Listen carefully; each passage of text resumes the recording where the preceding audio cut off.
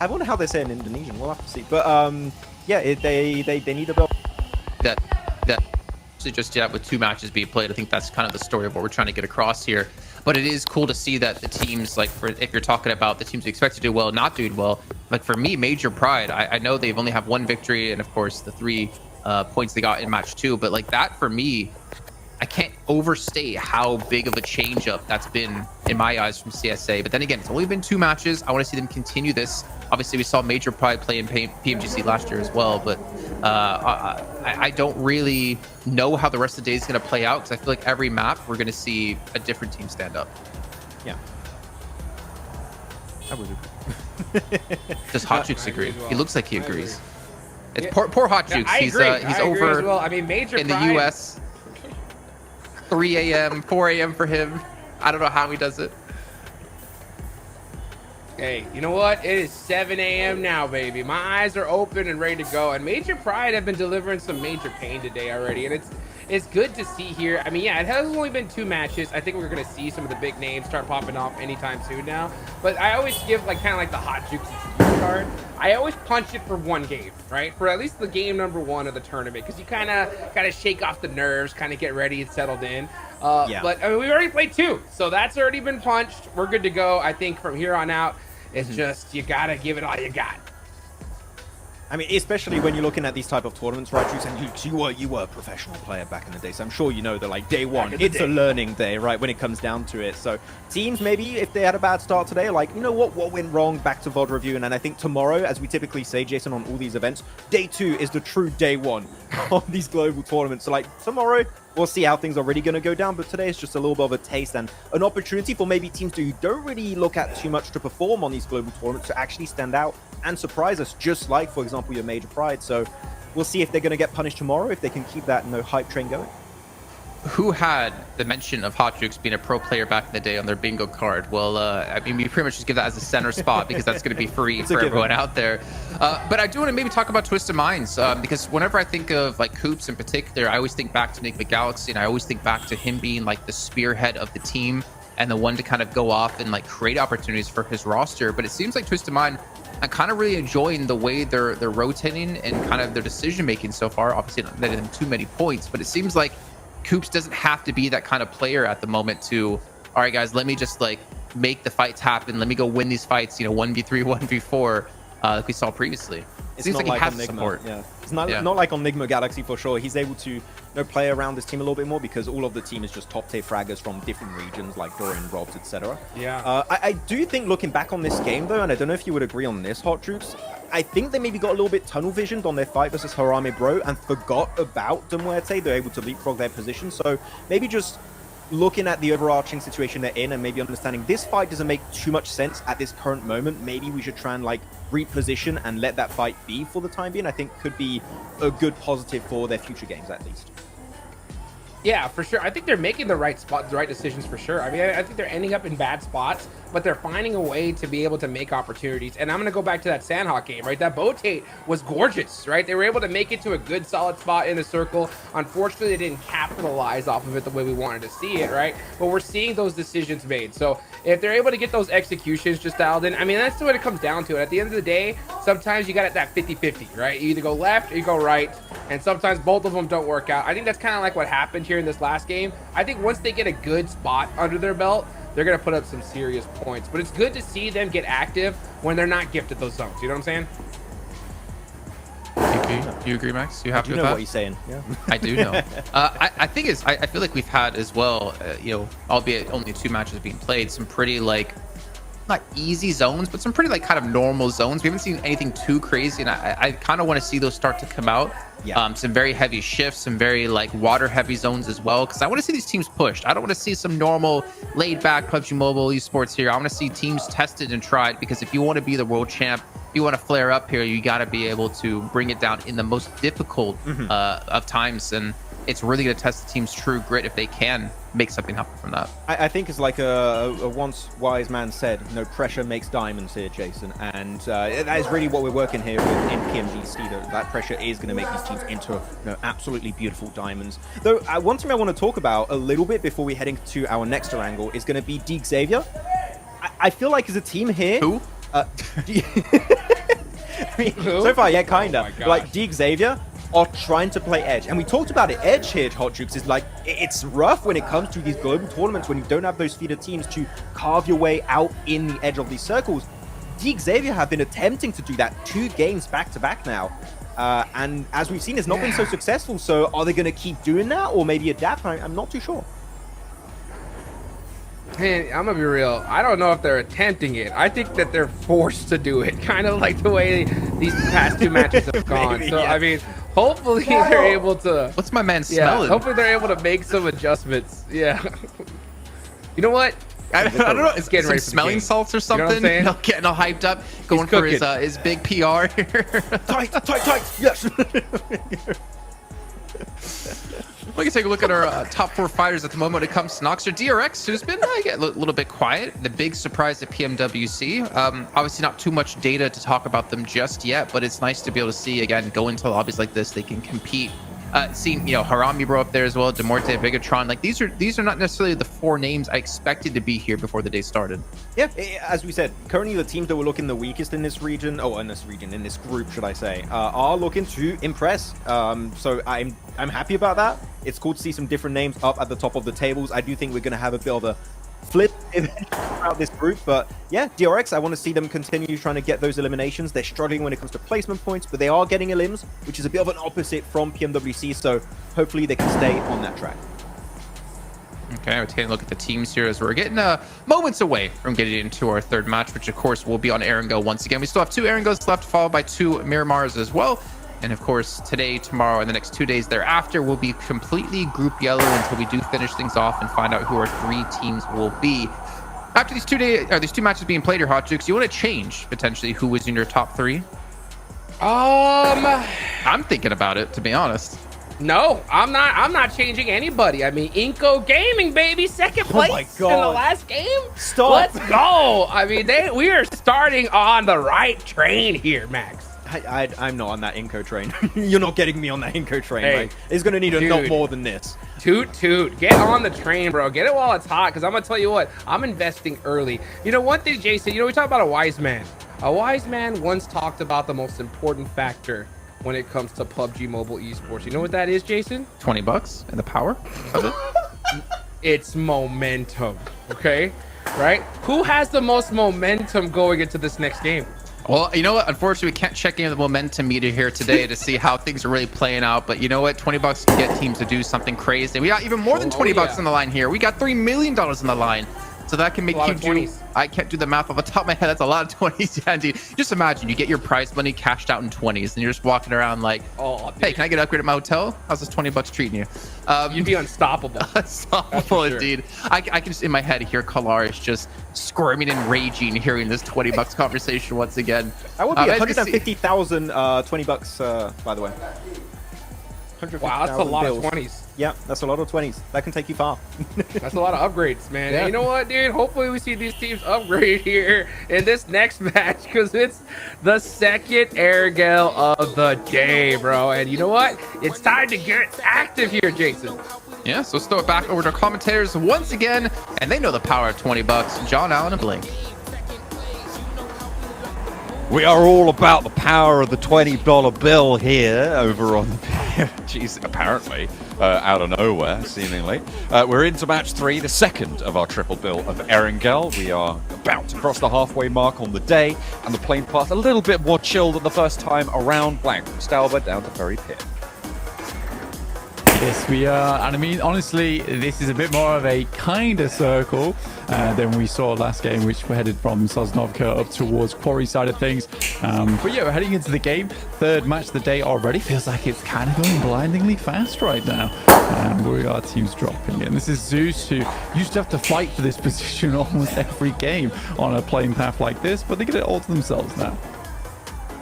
No noisy neighbours to give them any trouble. Landlords will be happy. MSJ breaking out to the west towards Georgia Pole, most likely there. De Muerte alone on the Severny south split. They have got a nice and wide spread. They can grab those vehicles, fold them back into their position on the north side. There's teams down towards the south. Again, it looks like we're not going to get too many hot drops, but there are teams quite close by to one another. So not firm hot drops, but those vehicle scraps that you sometimes see. This might prompt some action, though. A hard west circle. A pretty disgusting circle, to say the least. A lot of water in this one as well, so heading over towards that western side can be a little bit more difficult. This looks like a rehost to me. I would be inclined to believe. Oh, after such a naughty circle as well. I know. I wonder what went wrong. I think they were just like, this circle's not for me, lads. Let's go elsewhere. Let's do something different. Someone was like, here's a 20.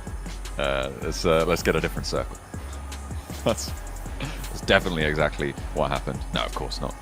Our teams are just making sure that everything is nice and fair, everyone's connected properly, everyone has got a level playing field. Just the cause of these restarts, more often than not, making sure everyone's got audio sorted out, everything like that. DRX, gonna have to go for round 2 of the smelling salts, I'm sure. Yeah, man. I mean, he was having a good time with it, honestly. I was happy for him. You know, he's waking himself up. Honestly, the time differences might be pretty brutal going into PMGC for some of these teams. Yeah, we're just getting a lot of players back into the match now. Overall, John, I think it's been quite a good start to our tournament. I think it's been fairly competitive so far. It's also nice to see some of our teams that we expected to do well up towards that top side be back into it. I mean, Team Spirit is definitely one that I'm most pleased about because they're a team that just flops at internationals. Now, did it take for them to win a finals to actually be in a spot where they can think to themselves, you know what, guys, we could probably do this? Here's the thing about Team Spirit, though, right? Is it's happened before where it's like 2-3 days into a set, they're at the top, they're feeling happy, and then they come into that last day and all of a sudden the bottom drops out of them and they just can't find the points. They get overtaken. I think they got bubbled multiple times in previous PMGCs and didn't even make it to the finals. Despite going into the final, they had their group stages on the top spot. So definitely something that will be weighing on their minds. Even if they have strong performances here, they need such a big gap between them and the teams behind them. That's not how you put on a headset. Come on, figure it out. That's definitely wrong. Something's going wrong. Someone check. Someone check on DXavier because that is not right. Is that Cyclops right now? Dude, I you can't heard believe the laser beam? No. It's that's the wrong Marvel. It's definitely Venom. He's just symbiotic on the forehead right now. He's trying to. Maybe Max should start wearing his headsets like that. Possibly. Cover up that forehead. Whoa. What? Hit him with a hairline bandana. That's so horrible. Hell That's yeah. so horrible. Hell yeah. But yeah, I mean, look, man, you can't be cruel to the guys on the desk. They're chilling. They're chilling right now. They're having a good time. You know, they're pumping out the analysis over on that side of things, getting themselves all ready to go into this one. To Muerte's like, we have either they were saying hello or we have okay. It's definitely hello. I was like, this is either an urgent issue that needs fixing, that they also need their smelling salts on side, and then they weren't given any. Max fans just sent a picture in our group chat. He's got it. He's locked in with the headphone bandana. A la DXavier. Goodness me. That's nice. Hey, look at that. Ooh, I love that little map there with the movable hot drop spots. I like that. That's looking clean for BTO. Well, you know, it's a team that's been around for a while. They know how to do their drop spots, dude. They know how to do their drop spots. I think most of these teams understand now. I think my favorite moment out of most of the PMSLs was the last game of Arangel. I think it was Virtus Pro, but Icy ripped up the Arangel drop spots. He was like, we're done with it. I'm getting out. And he ripped up the map. And I was like, that's kind of a cool way to finish off one of the maps from your games. You know, you put it behind you and move on to the next event. Twisted Mind's on our screens, though. And this is one we've talked about a lot, John, actually. I think that there are very, very strong teams. I mean, Coops and Law just have this undeniable teamwork together, right? I think that they're very much working hand in hand a lot of times as that front line. And Rob's, I think although Robs is a great player, he's such a good player, I think he's the only one on the team that kind of feels like a bit of a mismatch with them. Needs to figure out his position within it, because this is not me saying that Robs is a bad player. I just don't know where he fits in the team anymore, because a lot of times he is that frontliner, but I think you've already got such a strong pair with both Coops and Lord. Is that where does Robs really fit into that dynamic? It's difficult, of course, like especially when you've come through a pretty struggling season, and you've done really well back in EMEA, right? Coming and having to readapt with this new style roster. They found something that worked for them, obviously, back in EMEA, but here could be a little bit more troublesome. So I hope our teams are getting ready to lock in on the match, because I don't know. I'm not seeing headsets on heads. This is bad news, Blake. Yeah, it's taken a while to get us back into this. Well, that's fine. That's fine. We're good to wait. We can chill here for a little bit, John, whilst we get ourselves situated and sorted. We've also turned the lights off in the studio because we're all going home now, actually. Yeah, yes. We're ending the day right here. I'm just joking. I'm just joking. Stay. Whoa. Don't leave. Don't leave us. That was just a Halloween trick. It's a BTR prank. BTR Whoa, prank. Real bandana. Not headphone bandana. I like it. He's got it. He knows what's going on. I don't think the hair really works with it though. That's not being mean. I think if maybe pulled the bandana back a bit, it could be a little bit better. That's fair. There's Aaron. You just want everyone to go for the Nomi hairband. I do, yeah. There's Aaron on your left, possibly the greatest player on Zeus right now. Very, very young player as well, but he has definitely shown off his skills so far. Which I've been really pleased to see. I mean, yeah, Nomi used to be that guy where he was so young yet so proficient at the game. I just have to see new talent break into the scene. Maxman's already on board, as we were calling him, Eren Jaeger back in the EMEA. And he's already read into it. He loves a bit of anime, does our Maxman. Maybe we'll have to get a couple of players named after some One Piece characters, and then he'll be even happier. Yeah, I think you will. Everyone's kind of like having this meditation a little bit, other than these guys. They are chilling. Yeah, well, he's been passing around the smelling salts, so of course they are.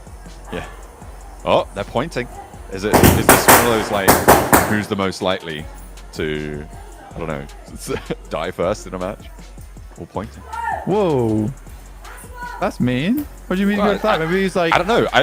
Point the coolest guy on our squad. Who's the most likely to win the most points? Yeah, could be that. Both equally likely.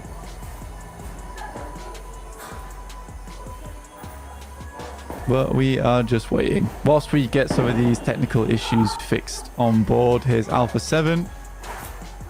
Still fairly happy with themselves. I mean, they should be as well, because they are a strong team with one of the coolest jerseys around with the holographic on side. Secret rare Alpha 7.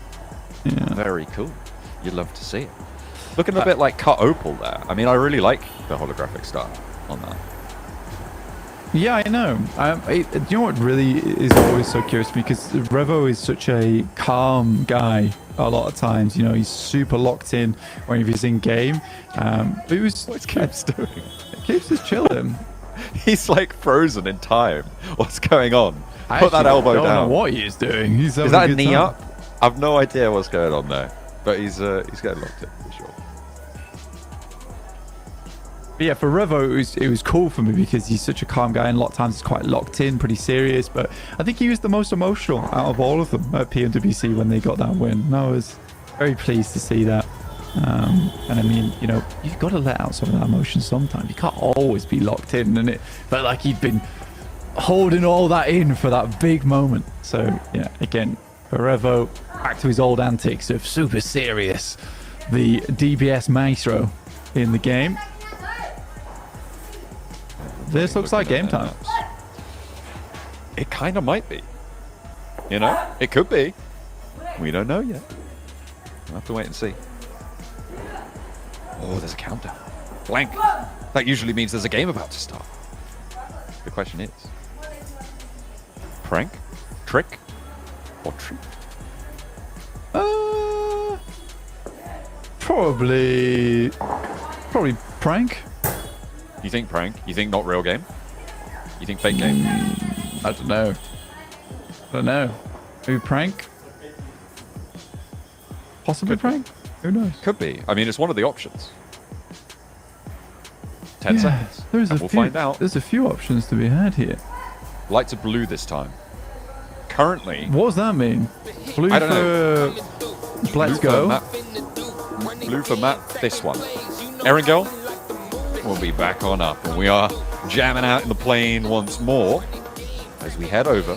And again, the plane path fairly chill on that south side, going up towards Severny, a little bit to the west, but overall is going to be really quite nice. Breaking out to the east not going to be too hard. Of course, with the straightness of this plane path, it means there's a lot of those vehicle spawns available on the east side of this one, and it won't be super hotly contested. Let's get in for match number 3. Exactly, John. Let's jump right into it. We have this plane path that you already mentioned before. Very fair. No one's really unhappy with this one. Teams getting out down towards the south side. Bro Harame already dropping towards military base. BTR, I think it was sort of interesting, right, when we watched them play, because once they were put in that deadly scenario, it felt like they really switched on. Were able to get some good elims going. I mean, mostly helped out by the fact that Lepar was on point during those couple of engagements, but they were holding on. I mean, three teams versus one essentially at one point. So for BTI, it was definitely interesting to see that, you know, they have it in them. They're not a slouch of a team, and that's exactly why they belong here at the PMGC.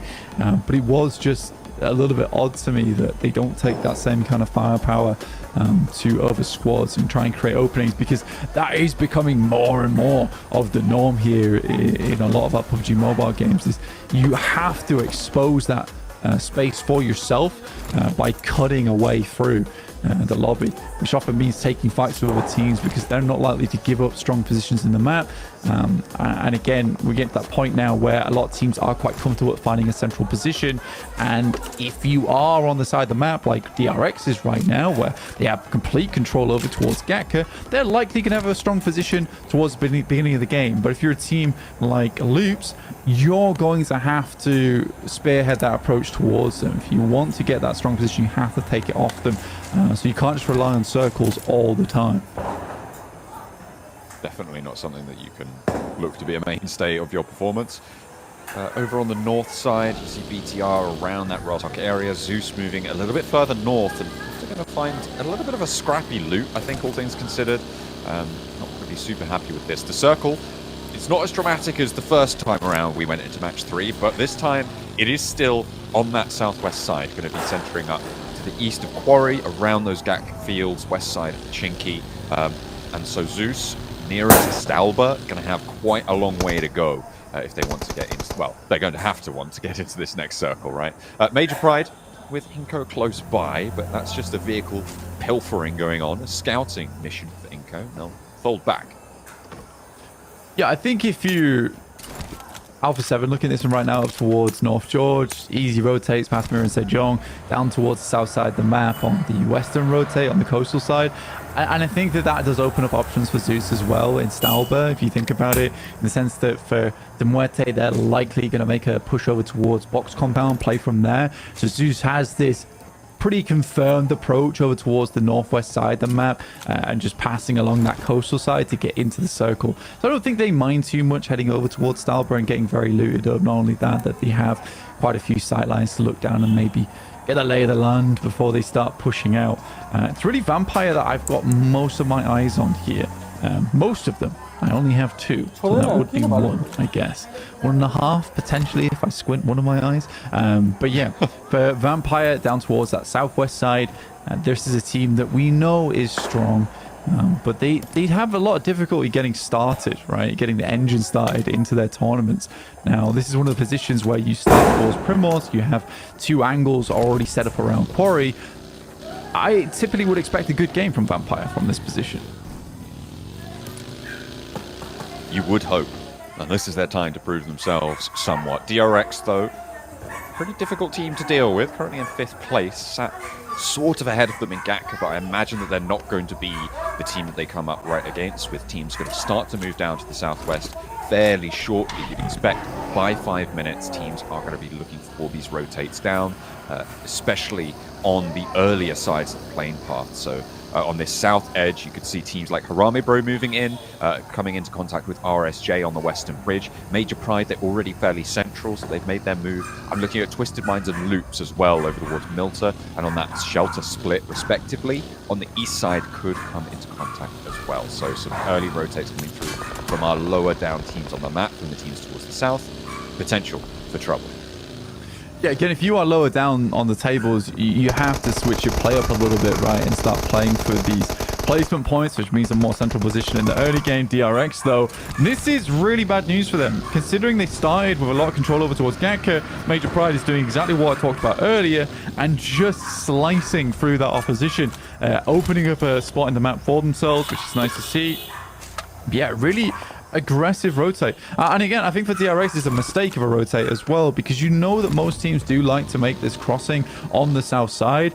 You're getting down early, but not early enough. A lot of teams would want to play center on this circle. They know there's not a bunch of compounds around this area in the first place, so get yourself a nice little bit of landmass to play around with, or one of the few compounds in this area. So DRX just takes way too long, and I think for Gatka it's a fine starting point. Everyone knows it's not the most amazing of loot in that area. A lot of times you have to do some trash looting, but I think for them they could have just switched things up straight away, headed down towards Quarry at the start of the game and just looted there instead, considering they're so close to the circle. So yeah, for DRX, not a fan of that. Fortunate to lose the player, but they will have 3 to carry on, or try to, at the very least. Team Spirit, they're just to the south of DRX, and Kitsune right now closest to them. The Forever Scout in the IGL role. Kitsune just gathering that intel. Playing this compound, I think, is going to keep them very safe for a while. The difficulty, of course, will always be transitioning, which is what Kitsune is trying to get for them. If they allow teams up into the hills above them, there is basically no way they ever leave that compound. If the circle moves away, they are in big, big trouble. So having that outpost there, very valuable for them. Yeah, Cat Hill does have like a lot of sidelines to look down towards that compound, and it's a huge compound as well. It's not possible to hold all of it. A lot of times you'll want to take the 3-story and get some scouting done off the back of that, and also eliminate a lot of the nade threat as people rotate over towards that position. But for Team Spirit, the difficulty mainly with this position, alongside with Vampire, and rotated in from that northeast and the north.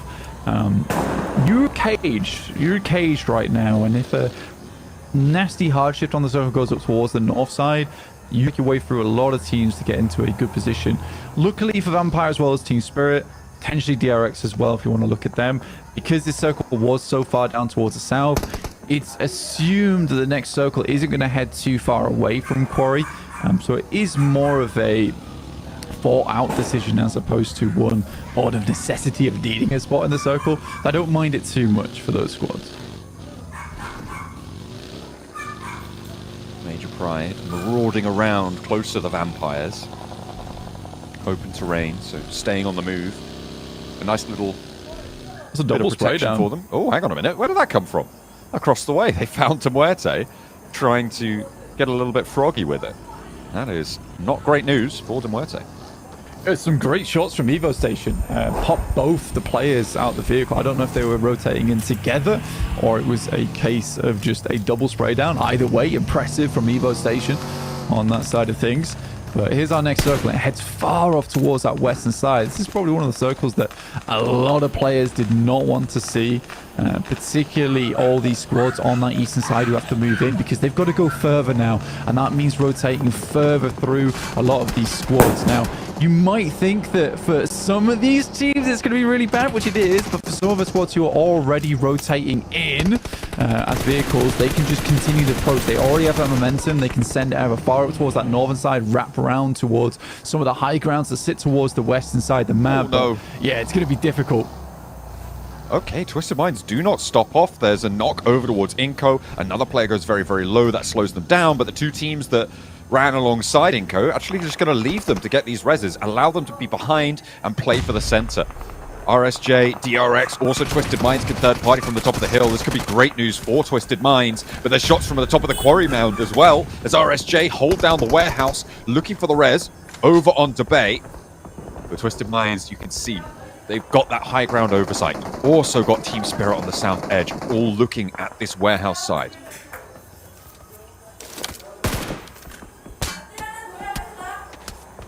Whew. I mean, yeah. He's super exposed here. I mean, for Nomi, this is a nice position to take control over towards the warehouses on the south side. But I think that T-Spirit needs to realize at this point in time that there is a huge amount of squads that just entered in from that eastern area. Okay, trying to line up the shot. I genuinely think that for Nomi, he's kind of far behind. I think it'd be difficult for the rest of the team to actually pick him up. They're going to send a vehicle up that way, but they'll need smokes galore, and the cover's not amazing for the revive either. See if they can get that one back into the fold, because Nomi, one of the MVP candidates here in Group Yellow. Very powerful force on Team Spirit as well, so not someone you want to lose too lightly. Effect trying to make that dash across, but you can see close by is Pusher, the rest of Muerte as well. That's not good news for Aura, losing a player to a self-burn. And a second as well. Have Aura just gone down? I think they might have, well, lost most of their players anyway. Effect dashing across. There's that smoke cover you were talking about. A lot of pressure from some bullets, but he's going to try and make it. It's a really difficult decision, honestly, for them. Maniac goes down. Nice little shots there coming through on the DBS. But a good bit of clapback, and that will be the final player finished up there for Aura. Rita just holds his angle. Respect to him. But yeah, for Team Spirit, I think that a lot of times in the past, they would have maybe just given up on Nomi there. But I think they've realized that they're not in the most horrible position, especially on a rotate on the south side. They could win this game, so getting Nomi up is pretty essential. It's going to be getting yourself out of there. So it starts on the res. They've got a little bit of time to do this as more and more squads start to come on through. Kitsune has to be very much on the money here. Doesn't want to peek too much and get knocked, but would like to have some influence of extracting his teammates on that plateau. BTR moving in the hill south of Gatka, with Major Pride occupying the compound that sits in the saddle between those two hills, sits in that dip. It's a very difficult position to move away from now. So BTR kind of trapped here on the high ground. They'll be safe for quite a while though. Not too many teams looking to contest it. Loops may look for a wide rotate up towards the north side and contest this position, but that is probably about at least a minute away, and we'll see if that does come on through, and they could always just go straight on in. So Luke's the major threat right now to BTR. Major Pride going to stop them from moving too much forwards. Team Spirit on the southwest side with this circle shift means that quarry lining is pretty difficult for them to navigate now. Not out of the question for them to drop out of the circle, move all the way around the west side, and move in to Mirin Sejong's position on the northwest.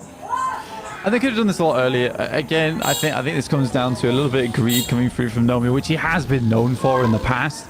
I mean, that was a dangerous spot to be playing, and he gets punished for it, which is fair enough. Some of these players in the lobby have incredible accuracy, and it was coming against Tony K, so yeah, very tough. But I think if that rotate came through earlier, they would have had a much easier time rotating on the south road of Quarry and then getting yourself, like you say, up towards maybe position on that north side. Now, Twisted Minds do have a lovely little spot to play around with, which does encompass a lot of the teams coming out from Quarry, but they are only four players. And this will be versus a whole herd of teams stamping their way out from Quarry if this does move up towards that northern side. Yeah, it's going to be tough. It almost acts as an urban area, an environment with the amount of compounds and positions to hide in around Quarry. So I think if you are playing this area, you're a little bit worried. And you sort of just in this position now where you're waiting for the next circle to pop. DX Xavier is quite happy with their position though, as they always have this easy escape route down the hillside on their north. For 7. Come on, Team Nomi. furthest on the southwest, right at the back of Quarry. Nomi gets knocked again for Team Spirit. They're going to be able to invest the same amount of smokes, the same amount of resource to go and get him back up. So they spent a lot there. And their options are starting to be whittled away with the blue zone pushing in. The rotations out to the west, no longer really an option. Yeah, again, I don't see the reason for Nomi trying to take any of these shots in the first place, because pumping these shots out towards maybe a Vampire as well as an Alpha 7, understandable, try and get a break point, but Nomi didn't necessarily need to go down there again. I mean, at least he's getting some kind of information, but now teams will be coming in from that south side. You got some Muerte as well as Loops. Inco also need to make that move. It's tough. And again, yeah, this is the position they were stuck in. It's a question of whether they didn't even have the smokes to escape from this area. I think Kitsune likely will have to smoke their exit at this rate. He's got 4 in the pocket, so we'll have a little bit of cover. BTR, they're moving in from the northeast side. Twisted Minds sat right in the middle of this one, Blank, in the compound just to the north of Quarry. A lot of open fields to the north side of it as well. They've got some decent oversight on the positions down to the south, which means that the run-up from Quarry is very, very difficult. And in general, Twisted Minds in command of this circle. The ridgeline out to the east of them, towards where DXavier hold, also a very valid spot to play this next circle in, but teams are going to have to start to push through now, and Loops going to be the first team to try and make that break over towards Inco. You maybe think that that's the best way to go for it, as Wancho looks to hop on out through the window and will be able to land the DBS, confirms the point as well, looks for the corner, suppresses it back. A nice spray down as Loops coming a cropper against Inco here.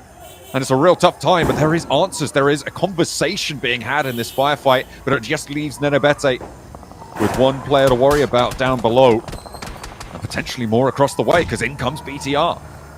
BTR's had a hand in this fight for quite a while, just makes some of these angles awkward. Obviously, they didn't get too many picks off the back of this one, but they certainly can come in and clean up as Nenobete tries to finish off the final play here from Loops. Nino on the outside, nice nade, there's a bit of damage, and with the S12K, this should be an easy cleanup. Only the UMP as well as the M4 for Vitin. In comes his teammate. Ooh, nice shot, but is immediately crossfired there with the off angle. Nino able to keep Loops alive here. Inco fall.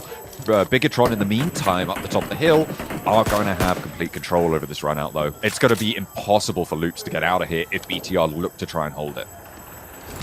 A smart choice from Zuxi as well, taking out the wheels on the vehicle. I mean, at this point in time, I think they just want to confirm the finish. Even if they don't confirm the finishes here, as long as they kind of rip away any kind of mobility from Loops, that thorn on their side shouldn't get too far.